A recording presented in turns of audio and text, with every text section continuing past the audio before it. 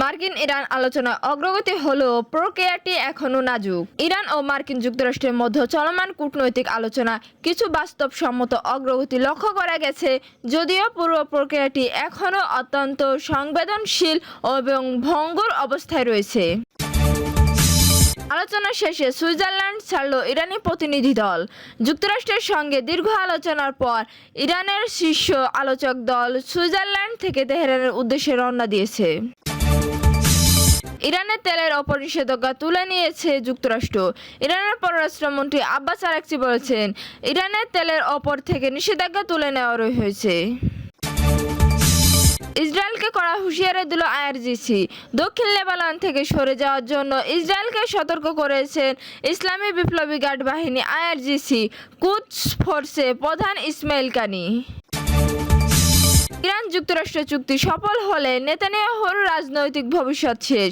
যুক্তরাষ্ট্র ও ইরানের মধ্যে হওয়া চুক্তি ইসরায়েল নষ্ট করার চেষ্টা করেছে বলে মন্তব্য করেছেন পাকিস্তানের প্রতিরক্ষা মন্ত্রী খাজা আসিফ। দর্শক, এতক্ষণ শুনছিলেন সংবাদ শিরোনাম, এখন জানিয়ে দেব বিস্তারিত সংবাদ।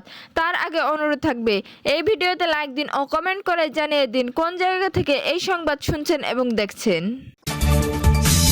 মার্কিন ইরান আলোচনায় অগ্রগতি হলেও প্রক্রিয়াটি এখনো নাজুক।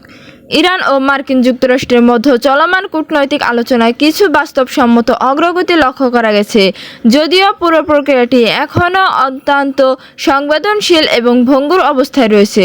সুইজারল্যান্ডে চলমান এই আলোচনা নিয়ে মন্তব্য করতে গিয়ে জেডি ভ্যান্স জানায়, ইরানি প্রতিনিধি দল আলোচনা ছেড়ে বেরিয়ে যায়নি।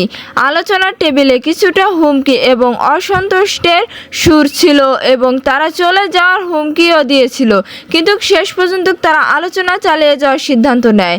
বিশ্লেষকদের মতে, আলোচনার টেবিলে কী ধরনের বাদানুবাদ হয়েছে তা বড় বিষয় নয়, বরং ইতিবাচক দিক হলো দুই পক্ষের আলোচনা টিকিয়ে রেখেছে, যা প্রকৃত অগ্রগতি ইঙ্গিত দেয়।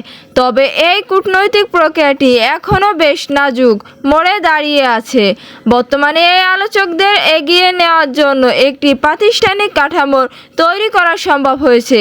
এর অধীনে উভয় পক্ষের মধ্যে টেকনিক্যাল বা কারিগরি পর্যায়ে আলোচনা অব্যাহত রয়েছে। এই নতুন কাঠামোতে বিভিন্ন বিশেষ কার্যপদ্ধতি বা মেকানিজম যুক্ত করা হয়েছে, যাতে আলোচনা কোনো বড় ধরনের সমস্যা বা দ্বিমত তৈরি হলে তা পুরো প্রক্রিয়াটি ব্যবহৃত না করে সরাসরি দ্রুত সমাধান করা যায়। আলোচনা শেষে সুইজারল্যান্ড ছাড়ল ইরানি প্রতিনিধি দল। যুক্তরাষ্ট্রের সঙ্গে দীর্ঘ আলোচনার পর ইরানের শীর্ষ আলোচক দল সুইজারল্যান্ড থেকে তেহরানের উদ্দেশ্যে রওনা দিয়েছে।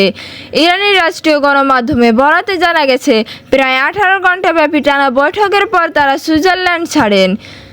আলোচনার প্রতিনিধি দলের নেতৃত্বে ছিলেন ইরানের সংসদের স্পিকার মোহাম্মদ বাঘের গালিবাফ এবং পররাষ্ট্রমন্ত্রী আব্বাস আরাকচি। ইরানের রাষ্ট্রীয় সংবাদ সংস্থা তাসনিম জানিয়েছে, আলোচনার মূল প্রতিনিধি দল দেশে ফিরে গেলেও প্রযুক্তিগত দল এখনও সুইজারল্যান্ডে অবস্থান করেছে।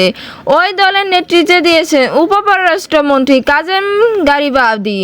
তারা ইসলামাবাদের সমঝোতা স্বাক্ষর সংক্রান্ত প্রযুক্তিগত বিষয় নিয়ে আলোচনা চালিয়ে যাবে।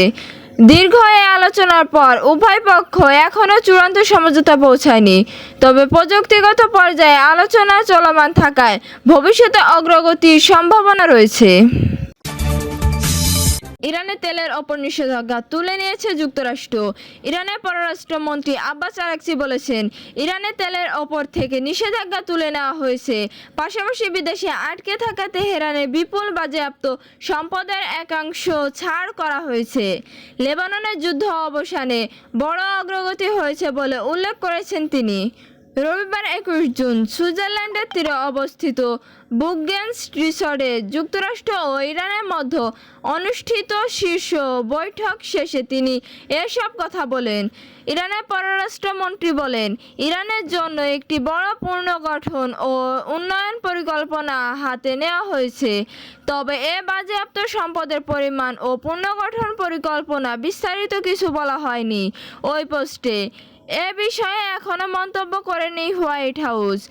এর আগে ইরানের আধা সরকারি সংবাদ মাধ্যমে ফক্স নিউজ এজেন্সির প্রতিবেদনে বলা হয়েছে, ইরানি প্রতিনিধি দলে অর্থনীতি বিষয়ক বিশেষজ্ঞরা জানিয়েছে, ইরানের তেল ও তেলজাত পণ্যের ওপর মার্কিন নিষেধাজ্ঞার সাময়িক ছাড় দেওয়া খসড়া চুক্তি ইতিমধ্যেই চূড়ান্ত হয়েছে।